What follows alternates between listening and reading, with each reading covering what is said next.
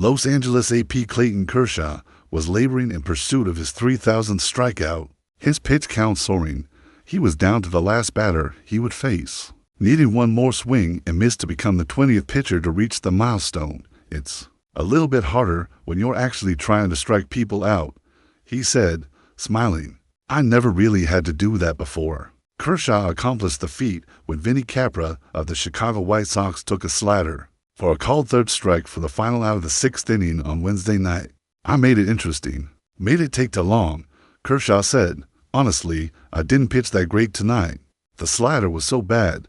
In his 18th season in Los Angeles, Kershaw joined Walter Johnson of the Washington Senators and Bob Gibson of the St. Louis Cardinals as the only pitchers with 3,000 or more strikeouts all for one team. Astros' Freddie Freeman capped a 3-run ninth by singling in Shohei Ohtani, giving the Dodgers a 5-4 win. Kershaw didn't get a decision. The sellout crowd of 536 was on its feet roaring as the 37-year-old left-hander walked off the mound to end the 6th. Kershaw paused and doffed his cap, with teammates briefly holding off hugging him to allow him to soak in the cheers. Kershaw waved to his wife Ellen and for children in the stands, and then patted his chest and mouthed, "Thank you. I feel bad for Ellen. I know she was nervous," he said. "I made her last 6 innings out there just stressed out that I wasn't going to get it and have to go to Milwaukee to do it." Kershaw shared a clubhouse toast with his teammates, coaches, training staff, and front office executives. "Just super thankful for tonight. Super thankful for my teammates," he said. "I told my teammates individual awards are great, but if you don't have anybody to celebrate with, it doesn't matter." The game was delayed for nearly 6 minutes between pitches, a gap that included a tribute video. Kershaw joined Justin Verlander of San Francisco 3,468 and Max Scherzer of Toronto 3,412 as the only active pitchers with that many. Kershaw is just the 4th left-hander in the club. "It's an incredible list," he said. "It's special to finally be in that group." Capra, hitting 9th, was retired on for pitches, with plate umpire Jim Wolf calling the 3rd strike on a slider, Kershaw's season-high 100th pitch of the night. Wolf is the brother of retired pitcher Randy Wolf, once a teammate of Kershaw's. "I wanted it to come easy," Kershaw said.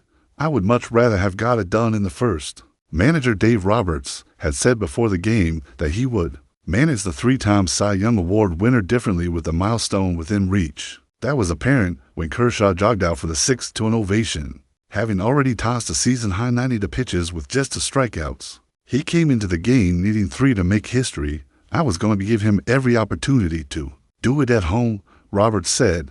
You could see the emotion he had trying to get that 3rd strike. It just happened the way it was supposed to happen. Kershaw retired Lennon Sosa on 3 pitches for no 2,999 in the 5th. Sosa fouled off Kershaw's first 2 pitches before ending the inning by striking out on a 72 miles per hour curveball dot in the 3rd. Miguel Vargas took called strikes on his first 2 pitches before he swung and missed on another 72 miles per hour curveball from his former Dodgers teammate.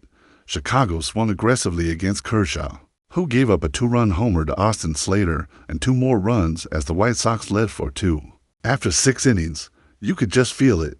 They wanted it for me so bad," he said of the crowd. "You could feel the tension.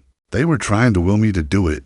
Kershaw made history one batter after Dodgers third baseman Max Muncy was injured in tagging out Michael A. Taylor on a steal attempt.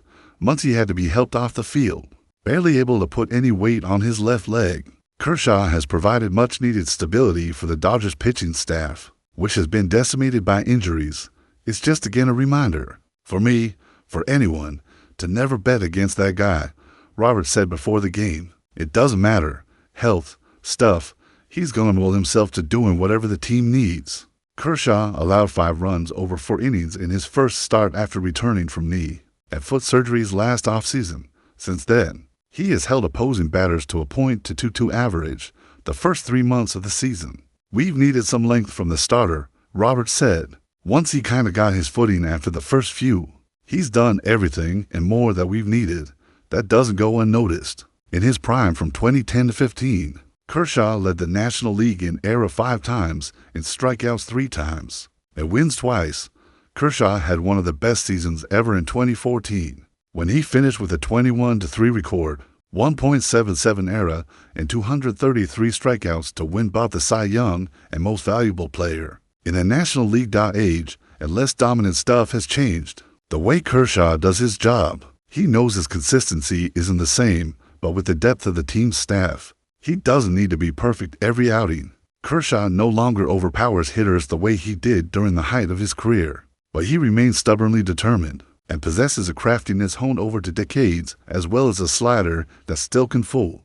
I've seen him grow more than any player, Roberts said, hasn't lost to compete, but I think that the world is not as black and white as he used to see it. I think that his edges are softer. I think that fatherhood, father time, does that to a person.